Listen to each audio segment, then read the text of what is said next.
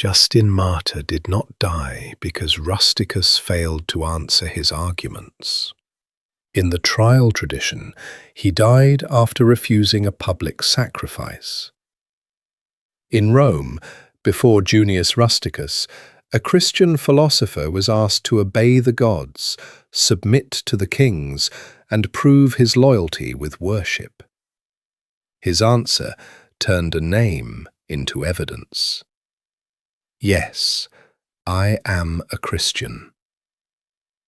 This is not the story of lions in an arena, not first.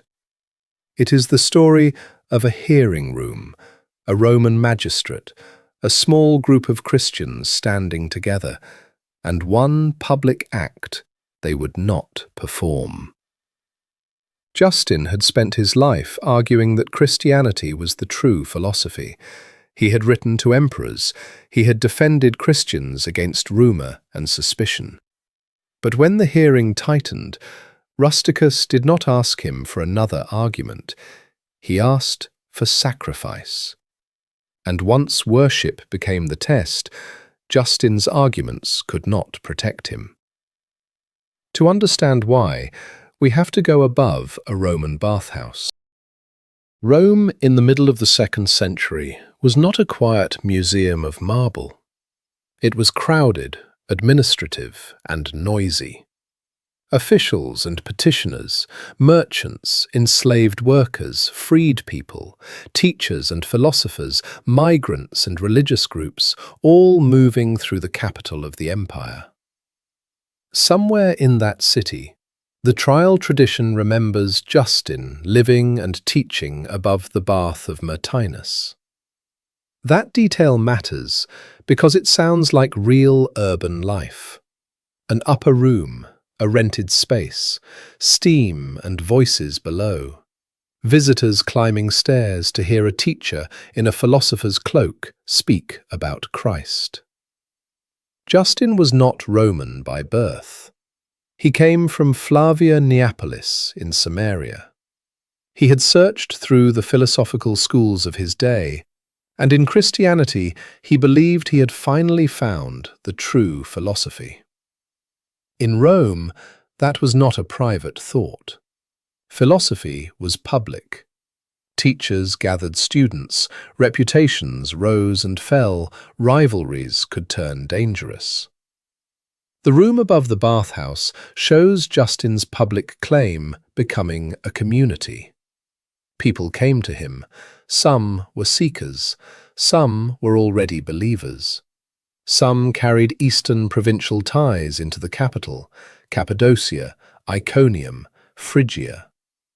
This was not a cathedral, not a monastery, not an official academy.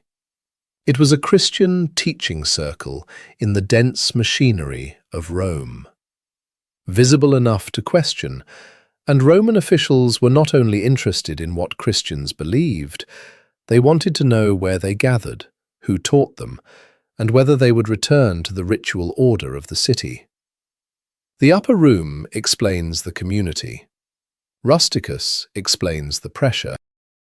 Quintus Junius Rusticus was not a stock villain.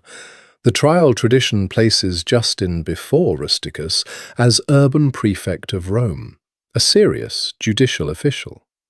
Rusticus also belonged to the Stoic world around Marcus Aurelius, disciplined, elite, trained for public duty.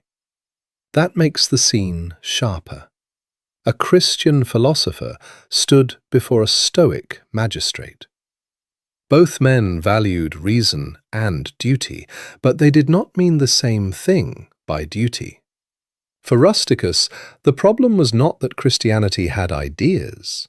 Rome had many gods, many teachers, many associations, and many arguments.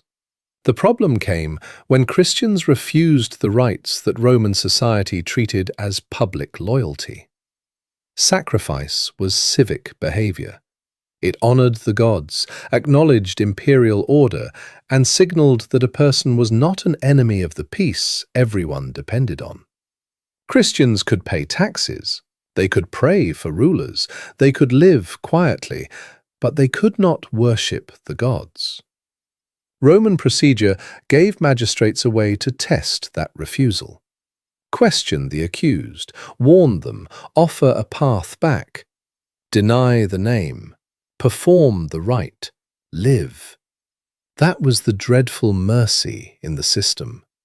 Rome opened a door. The question was whether Justin would walk through it. The exchange preserved in Recension A begins with command. Rusticus says, "Obey the gods at once and submit to the kings." That is Roman order in one sentence. The gods, the rulers, the public structure of loyalty. Justin answers, "To obey the commandments of our Saviour Jesus Christ is worthy neither of blame nor of condemnation." He does not answer as a rebel looking for chaos. He answers with allegiance. Rusticus asks what kind of doctrines he professes. Justin says he has tried to learn all doctrines and has finally embraced the true doctrines of the Christians. But the hearing does not stay with doctrine. Rusticus asks, "Where do you assemble?" That question changes the air. Now the issue is not only, "What do you teach?" It is, "Where does this group meet? Where can Roman authority find it?" Justin first answers broadly. Christians gather where each one chooses and can, because the God of the Christians is not confined to one place. Rusticus presses again. "Tell me, where do you assemble, or into what place do you collect your followers?" So Justin gives the concrete answer. He says he has been living above the bath of Martinus during his second stay in Rome, that he knows no other meeting place, and that when anyone wished to come to him, he communicated the doctrines of truth. There it is, the city, the room, the teacher, the circle. For us, the bathhouse detail makes Justin human. For Rusticus, it makes him legible. Then the interrogation turns from place to identity. Rusticus asks, "Are you not, then, a Christian?" Justin answers, "Yes, I am a Christian." In another room, that sentence could be baptismal. Here, it becomes legal speech. The name is now in evidence. But Justin is not alone. Rusticus turns to the others. Chariton is asked whether he is also a Christian. He answers, "I am a Christian by the command of God." Charito answers, "I am a Christian by the grace of God." Pistus says he too is a Christian, freed by Christ and sharing the same hope.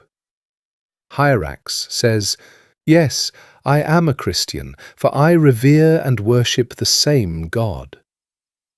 This is where the episode stops being only the death of a famous apologist. It becomes a window into a Christian circle.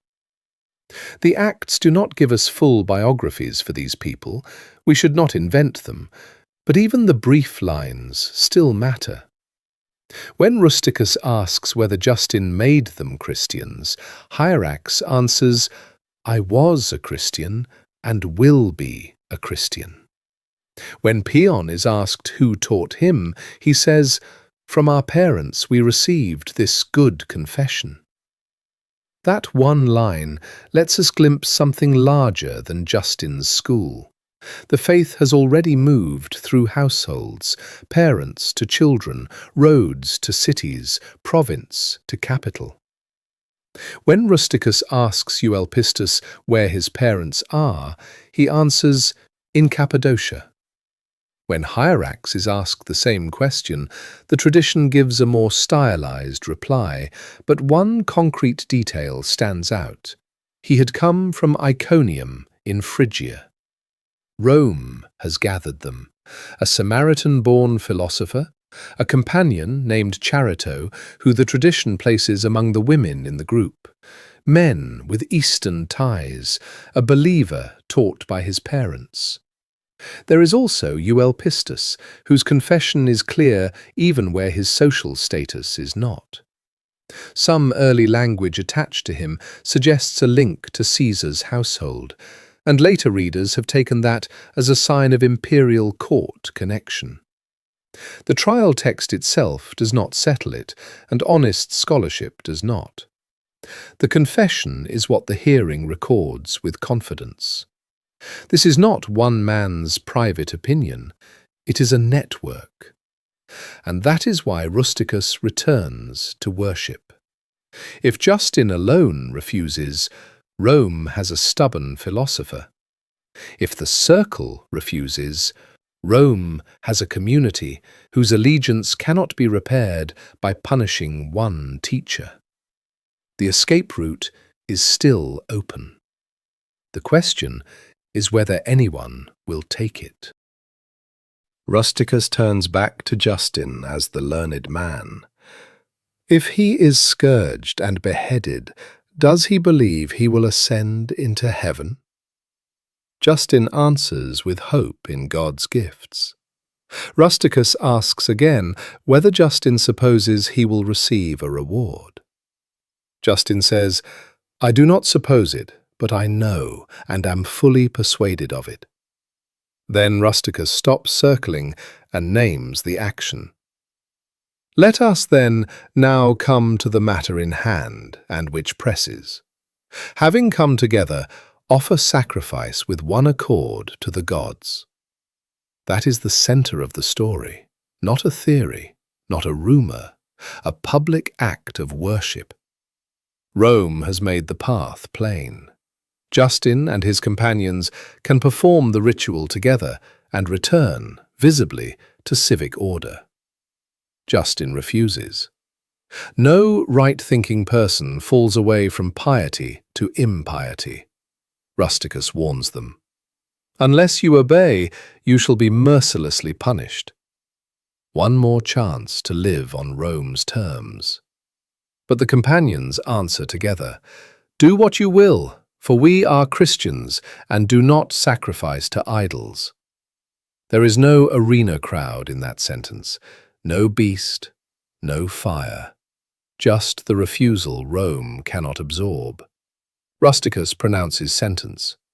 Let those who have refused to sacrifice to the gods and to yield to the command of the emperor be scourged and led away to suffer the punishment of decapitation according to the laws. The sentence is bureaucratic. That is part of its horror. The hearing ends, the machinery moves. Justin and the others are led away to be punished. The strongest memory is simple and sharp. Interrogation, confession, sacrifice demand, refusal, sentence. Rome offered them a public way back. They answered with public allegiance to Christ. Now we have to pause where the sources ask us to pause. What survives is not a modern audio recording. It is not a courtroom transcript we can follow from Rusticus's desk to our hands. The Acts of Justin survive in recensions, three main forms layered over time. Recension A is the restrained form, the one this episode has used for the exact courtroom lines. Later recensions expand the scene with fuller speeches, devotional closure, and additional detail. That layering does not empty the story, it tells us to tell it carefully. The legal shape is strong. Justin before Rusticus in Rome, Christian confession, demand to sacrifice, refusal, sentence. Some details need softer handling. Later Christian witnesses connect Justin's death with the Cynic philosopher Crescens, but the trial text itself does not name him as the cause. The exact day of execution belongs to later tradition more than to the earliest secure core. And that phrase, attached to Euelpistus, sometimes read as tying him to Caesar's household, may be one of the places where later readers pressed a name harder than the source can carry. This honesty protects the episode. Justin's story does not need embellishment. A Christian philosopher taught in Rome. A Stoic magistrate tested him with sacrifice. A circle of believers confessed Christ. And when Rome asked for worship, they refused. That is the core the Church remembered. Justin's trial presses because it refuses to let faith stay invisible. Rome could tolerate many beliefs as long as public order held. Strange gods, imported cults, foreign languages, philosophical schools, private associations, the empire had room for many things. But Christian worship made a claim Rome could not easily translate. Christians could honor the emperor without worshipping him. They could pray for the empire without sacrificing to its gods. They could seek the good of their neighbors while refusing the ritual their neighbors thought protected the city. That is why one sentence mattered. Yes, I am a Christian. In the hearing room, that was not a slogan. It was public confession, with consequences attached. Justin had searched, reasoned, taught, and defended the Christian way.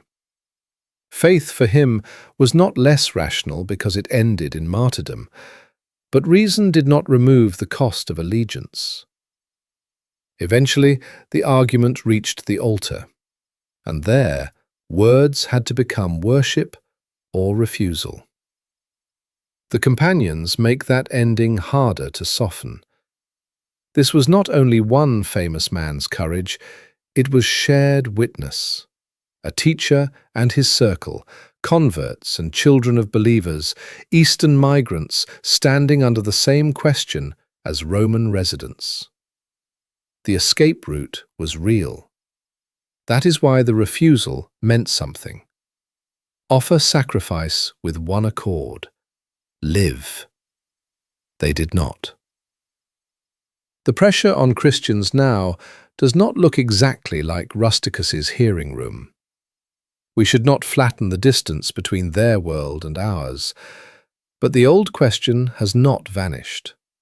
What happens when allegiance is no longer an idea we can keep safely inside? What happens when the world asks for a visible sign that we belong to its order first? Justin's answer was brief. Yes, I am a Christian. Rome heard a legal problem. The Church heard a confession.